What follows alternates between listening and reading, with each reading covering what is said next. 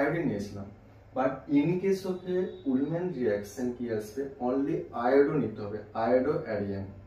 ওকে, তাহলে 2 molecule of iodo Aryan নিতে হবে, ফার্স্ট ইনফরমেশন। সেকেন্ড ইনফরমেশন দেখো, আমরা ফিটিক রিয়াকশন কি নিয়েছিলাম, সোডিয়াম নিয়েছিলাম, sodium metal, but in case of a Ullmann reaction আমরা নেব কপার পাউডার বা copper metal. 2 molecule of iodo অ্যারিয়ানকে যখন আমরা কপার পাউডারের প্রেজেন্সে in seal tube heat apply করব, দেন এই 2 মলিকিউল অফ আয়োডো অ্যারিয়ান থেকে অ্যারাইল পার্টটা কম্বাইন হয়ে কি ফর্ম করবে না, di aryl system preparation take place হবে।